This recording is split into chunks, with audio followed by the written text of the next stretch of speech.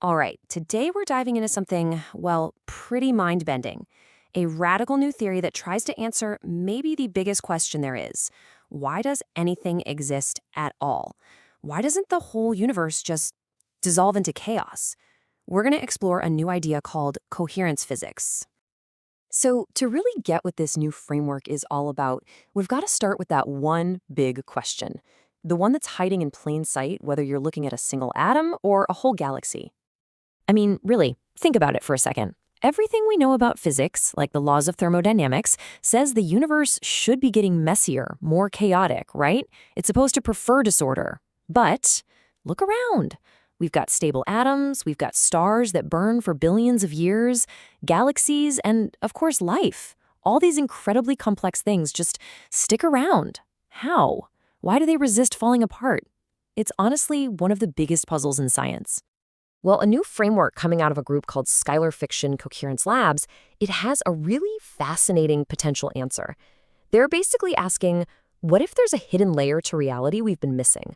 A kind of fundamental organizing principle that's actively, holding everything together.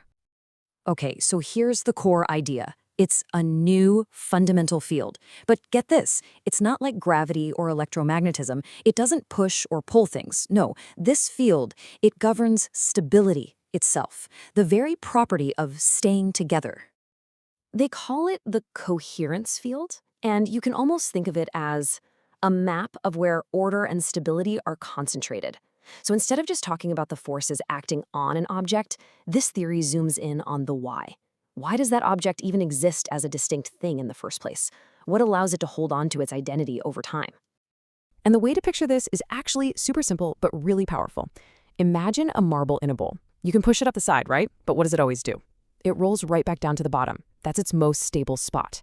Well, this theory says that everything stable, an atom, a star, you name it, exists in one of these coherence wells. It's like a natural dip, a basin of stability that always pulls the system back to its preferred form whenever it gets knocked around. But it gets even cooler. This idea of stability isn't just one simple thing.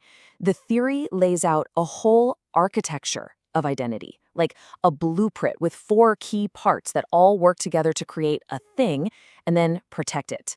So first, you've got the well. That's the bowl, the basic zone of stability we just talked about. Right at the bottom of that well is the core, and that's like the system's identity anchor, its true self. Then wrapping around that is the boundary, which is basically a shield that protects the core from all the chaos of the outside universe. And then there's the halo. This one's wild. It's a long-range, invisible field of influence that connects things to other things across huge distances. The well, the core, the boundary, the halo, that's the whole package. It's the architecture for what it means to be something. And that halo idea, this is where the theory makes its boldest, most audacious claim. I mean, the source material puts it just like this, and it connects that abstract idea directly to one of the absolute biggest mysteries in all of physics. Yep, you heard that right. This whole framework isn't just some philosophical idea about identity. It makes a direct, radical proposal to solve the mystery of dark matter.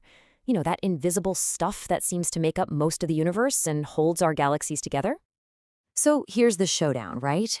The standard theory says there's a whole bunch of invisible particles out there, we call it cold dark matter, and its gravity is what's doing the work.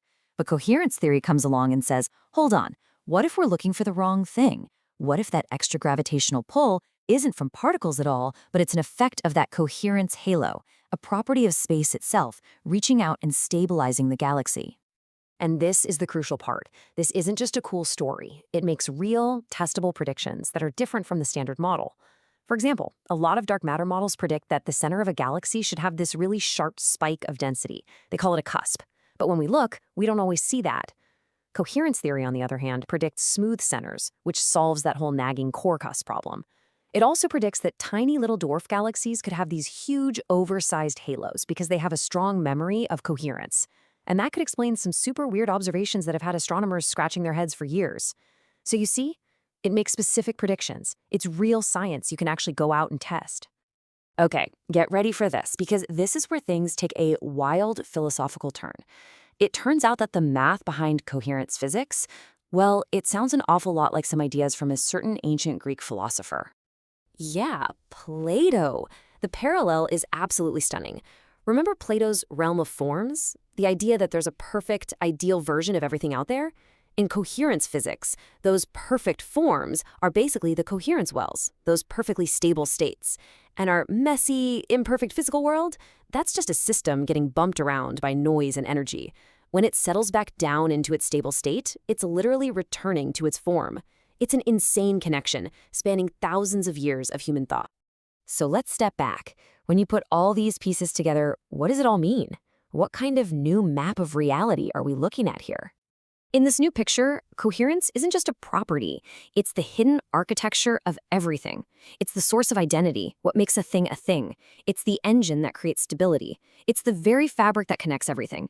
And maybe most poetically, it's like the memory of the universe, the thing that allows order to win out against the constant pull of chaos. And that leaves us with one last really profound question to chew on.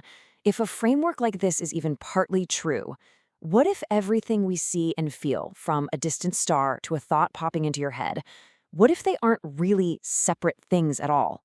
What if they're all just different stable patterns, different ripples in one single universal field of coherence? It's a pretty wild thought, isn't it?